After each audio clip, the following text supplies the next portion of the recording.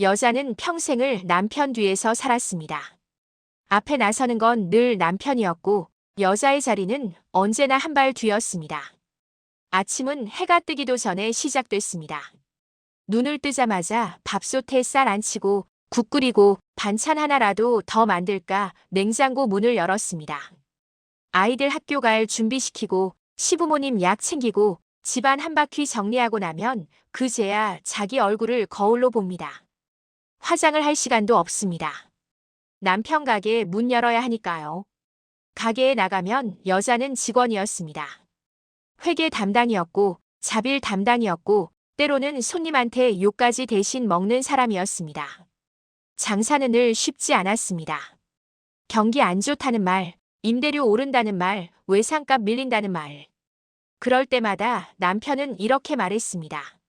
조금만 더 고생하자. 여자는 그 말에 고개를 끄덕였습니다. 하루가 1년 같았고 1년이 10년 같았지만 그래도 참았습니다. 밤이 되면 가게 계산을 마치고 전표를 하나하나 맞췄습니다. 계산기가 틀릴까봐 몇 번이고 다시 눌러보고 혹시 빠진 돈은 없는지 영수증을 다시 세어봤습니다. 그렇게 하루가 끝나면 시계는 늘 밤 12시를 넘겼습니다. 남편은 말했습니다. 이 사업만 잘 되면 당신 편하게 해줄게. 그 말이 여자의 희망이었습니다. 여행 가는 날을 상상했고 아무 걱정 없이 늦잠 자는 아침을 떠올렸고 이제 좀 쉬세요. 라는 말을 언젠가는 듣게 될 거라 믿었습니다. 그래서 아파도 병원 안 갔고 허리가 끊어질 듯 아파도 파스 하나 붙이고 다시 일어났습니다. 누가 알아주지 않아도 괜찮다고 생각했습니다. 남편이 잘 되면 그게 곧 내 인생이 잘 되는 거라고 믿었으니까요. 여자는 욕심도 없었습니다. 명품 가방도 비싼 옷도 화려한 삶도 바라지 않았습니다. 그저 가족이 편안하면 아이들이 잘 자라면 남편이 웃으면 그걸로 충분하다고 생각했습니다. 그런 여자의 마음을 남편은 알고 있었을까요? 아니면 너무 당연해서 생각조차 하지 않았을까요? 여자는 오늘도 자기 인생보다 남편의 인생을 먼저 살았습니다. 그리고 그 선택이 훗날 자기 인생을 송두리째 흔들 줄은 이때는 아직 몰랐습니다. 그렇게 20해가 흘렀습니다. 하루하루는 길었지만 세월은 눈 깜짝할 사이에 지나갔습니다. 처음엔 손님도 몇 없던 작은 가게 하나였습니다.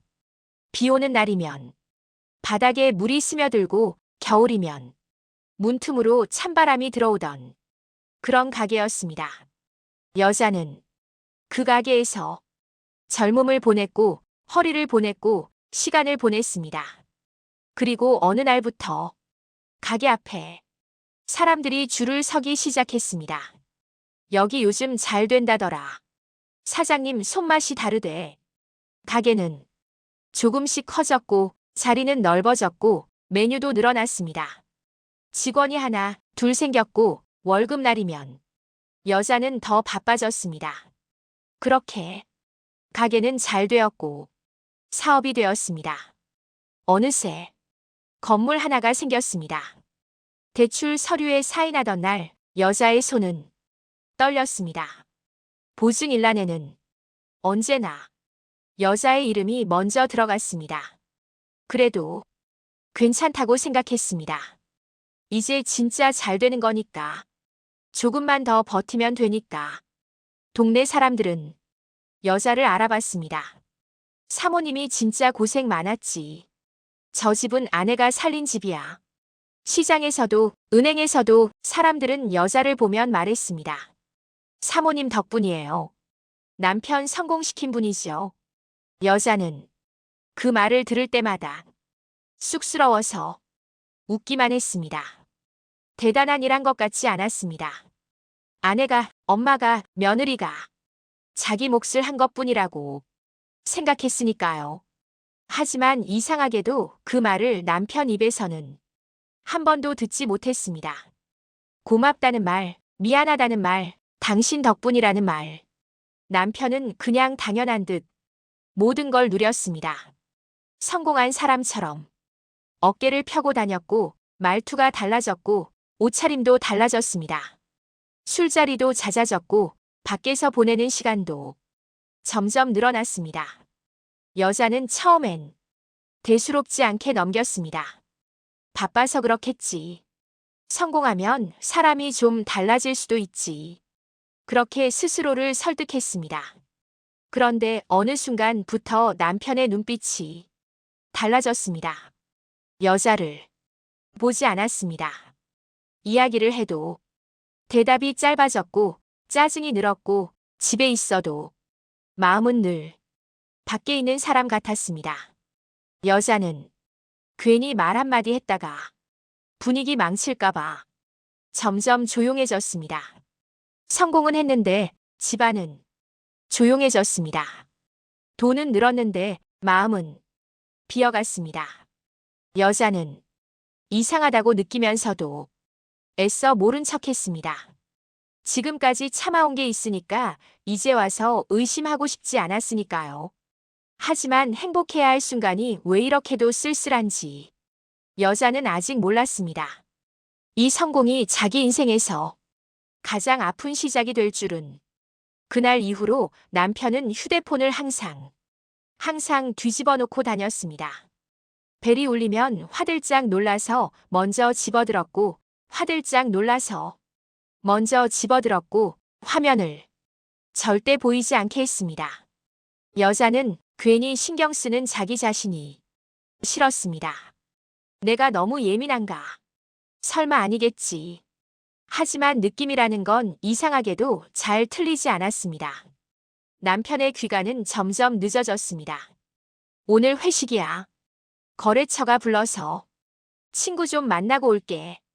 이유는 늘 달랐지만 결과는 같았습니다. 새벽 2시, 3시. 여자는 불도 끄지 못한 채 소파에 앉아 시계만. 문 열리는 소리가 나면 괜히 자는 척을 했고 들어와도 아무 말하지 않았습니다. 그러다 어느 날 아주 우연히 그 일이 벌어졌습니다. 남편이 급하게 나가면서 휴대폰을 식탁 위에 두고 간 겁니다. 진동이 울렸습니다. 한 번, 두 번. 여자는 보지 않으려고 고개를 돌렸습니다.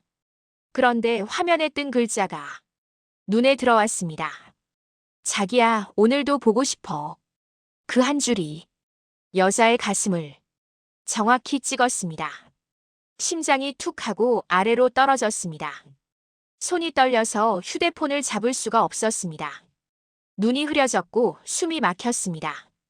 그 메시지는 아내에게 보내는 말이 아니었습니다. 이름을 눌러보니 여자는 알 수 있었습니다. 사진 속 여자는 너무 젊었습니다.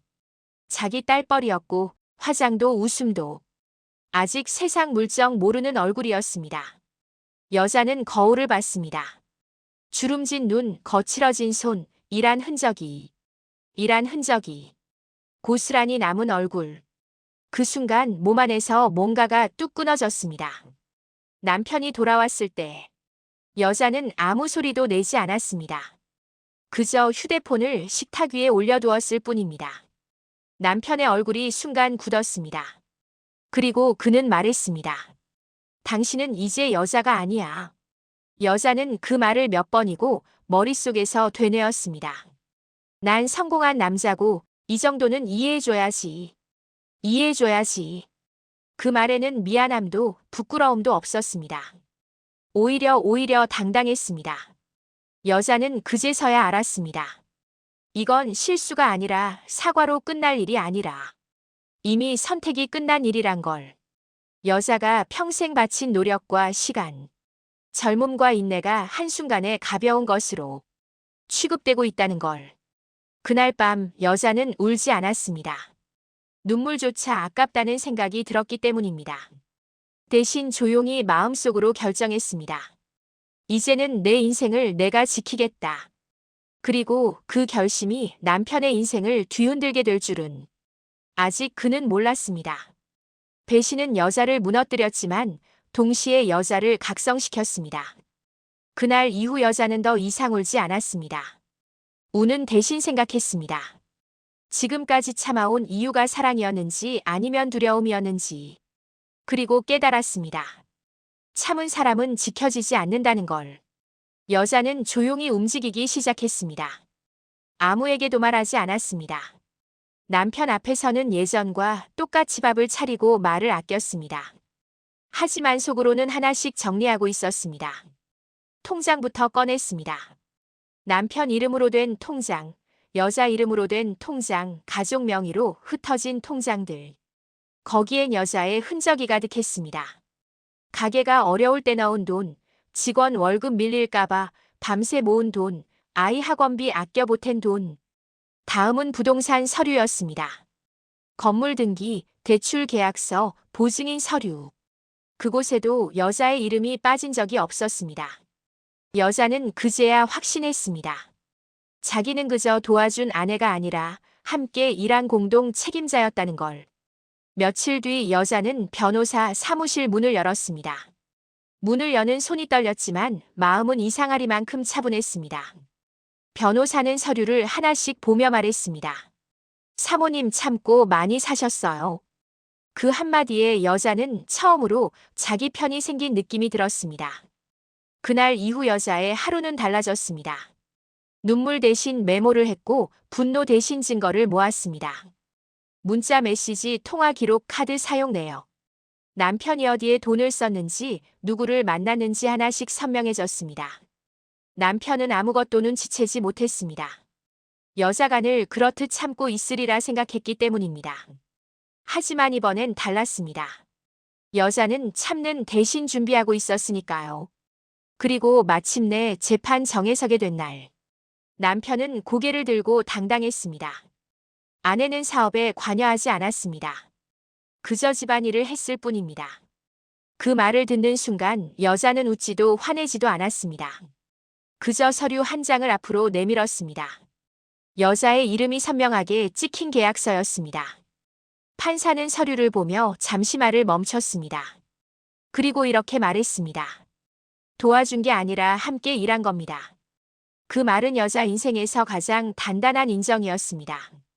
그 순간 여자는 확실히 알았습니다. 이 싸움은 감정 싸움이 아니라 인생을 되찾는 싸움이라는 걸. 참아온 세월은 사라지지 않았습니다. 그건 증거가 되었고 힘이 되었습니다. 판결이 나는 날 법정은 이상할 만큼 조용했습니다. 남편은 팔짱을 끼고 의자에 기대 앉아 여유 있는 표정을 짓고 있었습니다. 마치 이 싸움의 결과를 이미 알고 있는 사람처럼. 하지만 판사는 서류를 한 장 더 넘겼습니다.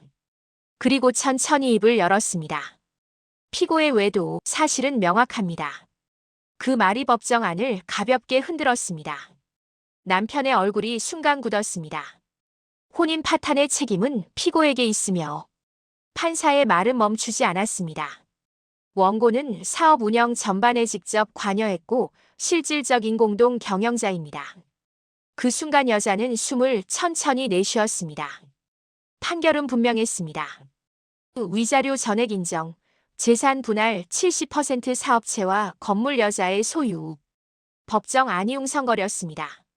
남편은 자리에서 일어나지 못했습니다. 그토록 당당하던 어깨는 축 늘어졌고 말 한마디 꺼내지 못했습니다. 재판이 끝난 뒤 남편은 여자에게 다가와 말했습니다. 이렇게까지 할 줄은 몰랐어. 여자는 그제야 그를 똑바로 바라봤습니다. 그리고 처음이자 마지막으로 이렇게 말했습니다. 난 참을 만큼 참았어. 그 말에는 분노도 미련도 없었습니다. 그저 끝났다는 확신만 있었습니다. 여자는 법원을 혼자 걸어 나왔습니다. 햇빛이 눈부셨습니다. 그동안 그늘에서만 살았다는 걸 그제야 알았습니다. 처음으로 자기 이름으로 된 통장을 열고 자기 명의로 된 건물을 바라봤습니다. 그리고 처음으로 생각했습니다. 이게 내 인생이구나. 사람들은 여자에게 말합니다. 그래도 평생 함께한 사람인데 너무한 거 아니에요? 여자는 웃으며 대답합니다. 아니요. 너무한 건 배신이었고 이건 정당한 결과예요. 이 이야기는 특별한 여자의 이야기가 아닙니다. 참고 버티고 뒤에서 모든 걸 떠바친 수많은 우리들의 이야기입니다. 기억하세요. 당신의 세월은 사라지지 않습니다. 참은 시간은 언젠가 힘이 됩니다. 그리고 당신은 받을 자격이 있는 사람입니다. 오늘 이야기처럼 살아오며 말 못한 이야기들이 아직 많이 남아 있습니다. 다음에는 또 다른 우리의 이야기를 들려드릴게요. 구독해두시면 그 이야기를 놓치지 않으실 수 있습니다. 좋아요, 알람 설정 감사합니다. 여자의 앞날에 댓글로 응원해주세요.